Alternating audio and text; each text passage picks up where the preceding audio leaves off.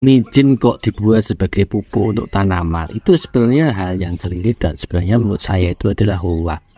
Itu adalah pembodohan. Tapi jangan di skip dulu ya pemirsa. Tonton video ini selengkapnya sampai nanti akhir ya. Tenang, nggak ada iklan kok di YouTube saya, itu nggak ada iklan. Jadi nanti sahabat saya itu bisa tenang nontonnya itu dan dipahami. Nanti kalau ada yang kurang jelas baru tanyakan di komentar, biar nanti wawasan sahabat tani itu terbuka ya. Oke. Halo sahabat tani, jumpa lagi dengan saya Robi SD, masih di channel Petani Desa Mandiri sahabat tani. Sahabat tani, banyak sekali di channel YouTube itu banyak sekali itu tutorial yang menyarankan penggunaan pupuk itu untuk tanaman ya sahabat tani. Kemarin saya awal-awal dulu membuat YouTube, ada juga yang saya itu menjelaskan tutorial manfaat micin untuk tanaman, dan itu benar-benar booming dan sudah mencapai hampir 1 juta view loh ya sahabat. Jadi luar biasa. Tapi banyak sekali pemahaman yang salah tentang kegunaan micin ini untuk tanaman. Bahkan juga ada yang mempraktekannya kemarin itu dari channel saya juga, bahwa YouTube ini ternyata itu untuk pupuk tanaman jagung. Ya masalah boleh dan tidaknya itu boleh ya sahabat. Tapi ada beberapa syarat dan ketentuan itu yang sahabat itu harus tahu dulu sebelum menggunakan micin ini untuk pupuk tanaman sahabat tani. Terong saya sudah betul ya sahabat. Terong berarti itu enak buat lalap itu ngomongin enaknya. Ini saja tanpa pupuk ya sahabat.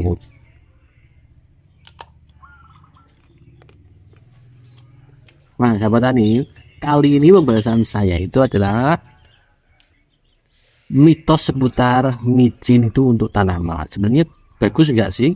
Benar apa tidak? Nah, simak terus ya sahabat tani. Jangan lupa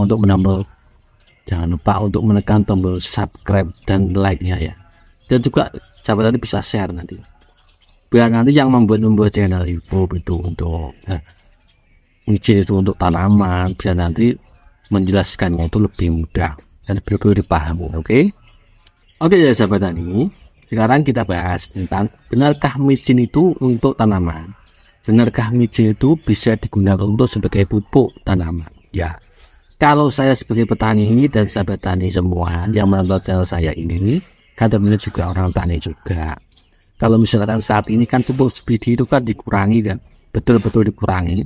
Kemarin itu saya sudah dapat itu 3 sak itu untuk 2 kali musim. Nah, terus jatahnya itu sebenarnya kalau dihitung beritanya dapat berapa itu saya juga nggak tahu.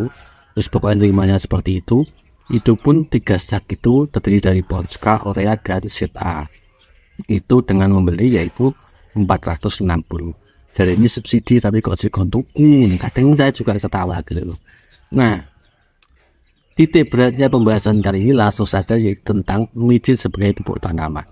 Sebelum kita aplikasikan ke tanaman ya sahabat, perlu kita ketahui micin itu sebenarnya kandungan dalam micin itu apa, kok bisa untuk memupuk tanaman. Oke ya sahabat tani, saya jelaskan. Micin itu kandungan besarnya itu kalau misalkan bahasa kimianya ya sahabat tani, bahasa kimianya apa, natrium apa atau mungkin selat apa itu memang iso banget yang bukan aku yang tani yang desa ya. Memang wong desa, jadi nggak tahu sekolah. Jadi natrium benzoat, natrium apa itu juga tergantung pada garam krusok. Maksudnya garam yang masih alami ini, garam krusok yang itu mengandung benda-benda mineral, yaitu garam krusok langsung dari petani garam yang biasanya dekat laut itu loh. Bukan garam-garam sekarang yang sudah jadi, bukan, tapi garam krusok. Nanti itu masih bagus itu untuk tanaman. Nah, karena di dalam kandungan natrium itu juga dibutuhkan tanaman, nah akhirnya juga digunakan untuk pupuk tanaman juga. Nah gitu loh. Ada yang testimoni juga sampai membuat testimoni itu adalah, loh tanaman saya itu bagus pak, saya pupuk dengan micin itu. Yo bener, itu benar juga. Kemudian saya punya tanaman belimbing, saya kasih micin pak, ternyata kok bisa subur sekali, padahal lama nggak muncul daun, sekali daunnya itu rindang. Itu benar juga. Terus pak, tanaman terong saya di depan rumah saya kasih micin kok yo bagus. Iya bener juga. Dan semua pernyataan itu tadi benar semua. Nah, kalau saya dan Anda semua yang menonton channel ini, itu saya itu sebagai petani ya, ini membahas cara saya, membahas micin ini sebagai kita itu sebagai petani yang mempunyai tanaman, tanamannya itu adalah tanaman pangan, tanaman hortikultura dalam jumlah besar yang kita gunakan itu untuk nanti yus namanya tanaman pangan ya untuk panganan kita ya, komoditas pangan. Nah, terus solusinya bagaimana Pak? Kan iso kan ganti sebagai pupuk, karena subsidi pupuk sekarang kan dikurangi no. Banyak sing biasanya gitu menghubung-hubungkan sesuatu karena sudah ada yang menggunakan, akhirnya dibuat seperti itu ya. Kita itu bisa saja menggunakan dengan catatan ya, karena tanaman itu yang kita tanam terutama tanaman padi, jagung, kemudian apalagi melon dan beberapa tanaman lainnya itu adalah unsur haranya itu yang diperlukan itu paling tidak itu minimal ya 13 unsur hara itu harus terpenuhi. Nah, sedangkan tanaman ini hanya sebagian kecil saja, jadi kurang. Kalau misalkan nanti sahabat tani itu menggunakannya untuk pupuk misalkan seperti di tanaman terong di depan rumah saya itu bisa, itu dalam skala kecil silahkan. Tapi kalaupun misalkan nanti sahabat tani itu dikasih pupuk micin terus begitu, lama-lama ya cuma subur gitu. Nanti waktu pembuahan kan juga butuh kalium dan juga beberapa unsur hara yang diperlukan saat masuki masa generatif. Nah kalau kita nggak memberi itu ya otomatis ya cuma subur saja, daunnya rindang, akhirnya nggak ada buahnya ya sahabat tani. Ya sedangkan tanaman kita itu seperti padi, jagung itu kan juga perlu zat makro dan mikro untuk supaya nanti yang jenenge wong tani kan yang diminta itu kan yang dihasilkan itu ujung-ujungnya kan juga hasil itu ya sahabat tani. Contohnya padi ya padi, jagung ya jagungnya supaya besar-besar. Lah kalau misalkan micin itu memang baiknya itu digunakan untuk masa pertumbuhannya sahabat tani. Masa pertumbuhan itu yang memperbanyak daunnya supaya lebar, supaya rindang. Jadi menyerap fotosintesis, menyerap sinar matahari digunakan untuk fotosintesis dan memproses menyerap unsur hara itu dari dalam tanah melalui akar itu supaya maksimal. Akhirnya masa generatif itu juga nanti menghasilkan yang maksimal. Dengan catatan ketika masa generatif itu kita juga memenuhi unsur hara pada saat masa generatif, misalkan kalium. Nah kalau misalkan micin saja, lo enggak pas tuh ya sahabat.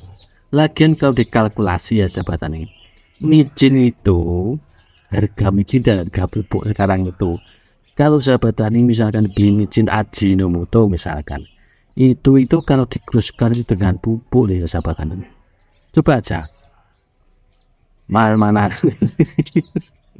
dan itu yang kita peroleh itu adalah unsur hara, yaitu adalah unsur hara yang kecil, bukan seperti misalkan pupuk majemuk NPK 16 itu kan sudah pupuk seimbang namanya. Jadi kalau kita itu nggak bingung komposisinya berapa ya, pupuk N-nya berapa, B-nya berapa, K-nya berapa, enggak, lalu saja kalau bingung memupuk beri saja pupuk berimbang, yaitu misalkan NPK 16. Di situ sudah ada kandungan nitrogennya, fosfor dan kalium, itu sudah wis sahabat tani nggak usah bingung nanti wis piye yo posnya berapa, pupuk urea berapa, pupuk ZA berapa, nah, bingung, mending beli pupuk seimbang, pupuk berimbang saja maksud saya. Nah, terus apakah kesimpulannya bagaimana Pak? Boleh menggunakan micin ya sahabat tani dengan catatan untuk tanaman misalkan rumah seperti ini, tanaman sayur, sawi ya saya juga di depan, kemudian cabai ketika masa pertumbuhan. Nah kalau misalnya masa generatif memasuki berbunga dan dia itu sudah siap untuk berbuah, ya silakan diberi kandungan unsur yang mengandung sesuai masa generatif, yaitu berbanyak saja kalium. Dan yang menggunakan micin ya subur ya, bagusnya itu kalau misalnya untuk tanaman padi itu bisa sahabat tani, banyak yang mempraktiknya juga sudah bisa, tapi itu untuk masa vegetatif. Pada padi itu kelihatannya subur, hijau, rindang itu. Loh Pak, saya itu dari dulu nggak pakai micin, tapi dia juga bisa berbuah. Yo, itu adalah mungkin saja adalah satu kemungkinan, yaitu kandungan unsur hara yang ada dalam tanah sahabat tani itu semua itu masih bagus. Kalau nanti sahabat tani terus-teruskan, nggak usah pakai pupuk lengkap, nggak usah pakai pupuk berimbang, pakai micin saja. Kalau nanti kandungan unsur hara sudah habis, ya nggak bakal berbuah. Atau ya sahabat tani, gimana sih? Mosok guru Gusti Allah ya, guru singgo iku mosok.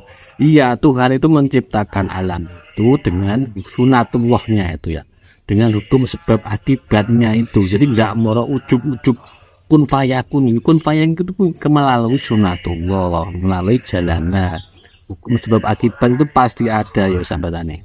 Siapa saja tanam bawang merah dipupuk kimia terus lama nggak pernah dikasih asam umat, hempat atau kapur dolomit.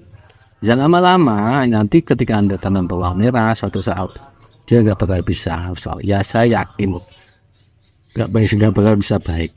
Sini sudah ada contohnya, sudah nggak bisa. Jadi fokus kita adalah salah satunya, yaitu makanya saya menggembar-gemborkan itu adalah tanah. Tanah itu harus dipelihara atau ya sahabat, diopenin banyak unsur haranya itu adalah kembali perawan dan tidak tercemar. Maksud dari dulu bekerja terus sekali dikasih zeolit, dikasih kompos, dikasih asam umat, dan kita itu harus perlu seperti itu. Oke, apa mana pupuk subsidi saya hanya dikurangi. Nah, ya sekian, ini buat pengalaman saja. Terima kasih, sampai jumpa di video saya berikutnya. Ini padi saya sendiri loh ya pemirsa, bukan padi tetangga. Kalau padi tetangga itu, nah belakang saya itu kan atasnya itu kan putih-putih, itu rumput itu ya, kemarin susah bahas seminya. Oke.